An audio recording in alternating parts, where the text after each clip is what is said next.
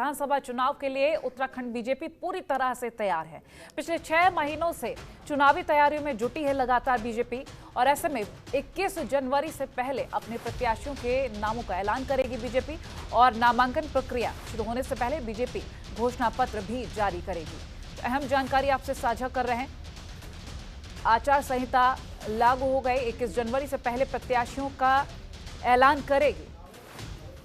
तो बीजेपी जल्द कर सकती है घोषणा पत्र जारी। चुनाव से बीजेपी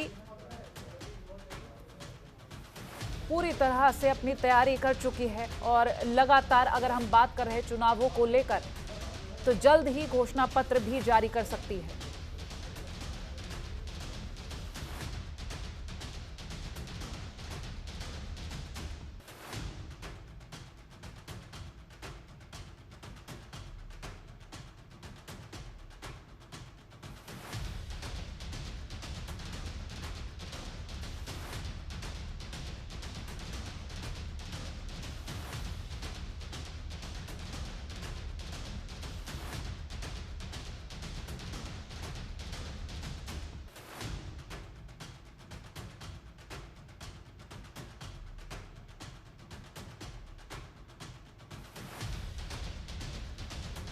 और इसी पर अधिक जानकारी के लिए हमारे सहयोगी संजय पुंडीर साथ जुड़ गए हैं। संजय, आपसे जानेंगे, घोषणा पत्र भी जल्द जारी करने की बात कही जा रही है बीजेपी की तरफ से। लगातार जो लंबा इंतजार था, क्योंकि पिछले 6 महीनों से अगर हम देखें तो तैयारी बहुत जोरों से चल रही थी। हालांकि अब चुनावों की तारीख का ऐलान हो गया है, तो किस तरह की तस्वीरें अब सामने आ रही हैं? देखिए, जिस तरीके से पिछले 6 महीने से लगातार ही हम देखते हैं और दिखा रहे हैं, अपने जनतंत्र टीवी के दर्शकों को दिखा रहे हैं कि भारतीय जनता पार्टी अपनी जो तैयारी है वो युद्ध स्तर पर कर रही है। हालांकि आने वाली 21 जनवरी से पहले 21 जनवरी तक अपने जो प्रत्याशी हैं उत्तराखंड की 70 विधानसभाओं पर अपने प्रत्याशियों का जो नाम है उनकी घोषणा भी कर देगी।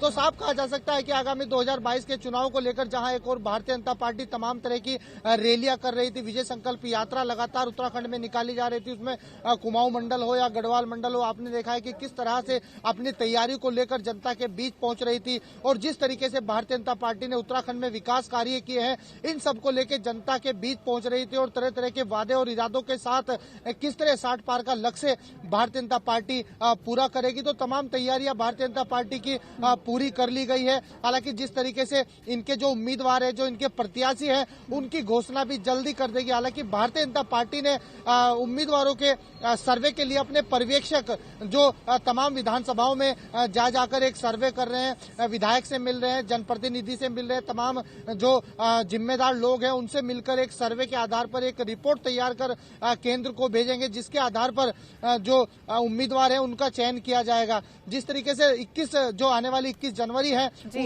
उसका इंतजार है कि किन किन उम्मीदवारों के नाम सामने आने वाले हैं और किन किन का जो चुनाव लड़ेंगे इस बार। जी कोमल। संजय, देखा जाए तो बीजेपी के सामने बहुत बड़ी चुनौतियां हैं, क्योंकि देखा जाए तो 3 मुख्यमंत्रियों का चेहरा बदला है। ऐसे में इसका भी एक एक्सप्लेनेशन देना था, और विपक्ष लगातार हावी रहा। फिर विकास कार्यों को लेकर भी कई सारी चीजें, और महंगाई को लेकर भी कई सारी चीजें, लगातार विपक्ष हावी रहा है। अब ऐसे में चूंकि आचार संहिता लागू हो गई है, अब रैलियां, इन पर भी रोक, और अब कोरोना का आंकड़ा भी लगातार बढ़ता जा रहा है। ये सभी चुनौतियां बीजेपी के सामने है, क्योंकि लगातार अब मुख्यमंत्रियों के चेहरे जब बदले गए थे तो उसके बाद चुनौतियों को पार कर ही रही थी बीजेपी। अब ऐसे में अगर हम बीजेपी का प्रतिनिधि कर रहे हैं, कार्यकर्ता, नेता, उनकी प्रतिक्रियाओं के बारे में जानने की कोशिश करें तो किस तरह की प्रतिक्रिया है? देखिए, उत्तराखंड में तीसरे मुख्यमंत्री के तौर पर पुष्कर सिंह धामी कार्य कर रहे हैं। हालांकि सबसे पहले त्रिवेंद्र सिंह रावत, फिर तीरथ सिंह रावत, और अब धामी के नेतृत्व में जो कार्य है वो चल रहे हैं। तरह तरह के जो विकास कार्य है उनको लेकर जो धामी है, मुख्यमंत्री पुष्कर सिंह धामी है, वो जनता के बीच पहुंच रहे हैं। और कोमल, आपको सबसे पहले बता दें कि इस बार जो चुनाव में जो अहम मुद्दा रहने वाला है वो कहीं ना कहीं महंगाई और बेरोजगारी को लेकर रहने वाला है, जिसको लेकर तमाम तरह के जो सवाल हैं, विपक्ष लगातार ही बेरोजगारी और और महंगाई को लेकर तमाम तरह के मुद्दे उठाता है। और आपको बता दें, जिस तरीके से देवस्थानम बोर्ड का जो मुद्दा था वो कहीं ना कहीं विपक्ष के हाथ में था कि देवस्थानम बोर्ड भंग करेंगे, हमारी सरकार आती है तो, लेकिन कहीं ना कहीं धामी सरकार ने वो कैश कर लिया अपना। और इसका भी कहीं ना कहीं 2022 के चुनाव में फायदा मिलेगा, क्योंकि साधु संत और तीर्थ पुरोहित लगातार ही देवस्थानम बोर्ड को लेकर सड़कों पर उतर आए थे। तो अब कहीं ना कहीं संतों का आशीर्वाद भी यहाँ भारतीय जनता पार्टी को मिल सकता है, क्योंकि चुनाव से पहले एक बड़ा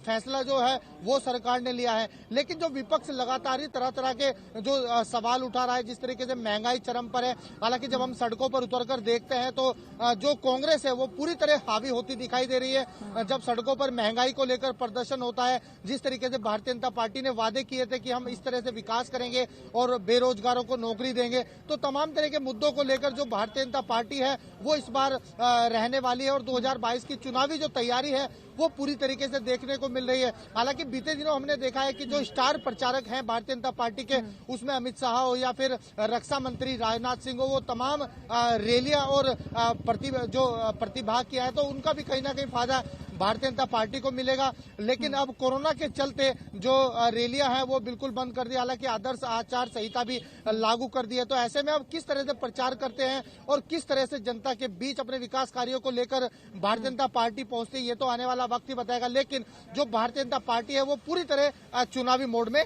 दिखाई दे रही है। जी कोमल। ठीक है, चलिए आप बने रहिए हमारे साथ, आगे भी आपसे जानकारी लेंगे।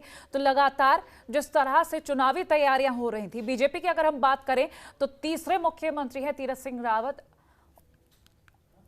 और ऐसे में तैयारियों की बात करें तो अब तारीखों का ऐलान हो चुका है। खबरों के निष्पक्ष विश्लेषण के लिए सब्सक्राइब करें Janatantra TV and press the bell icon. Never miss any update.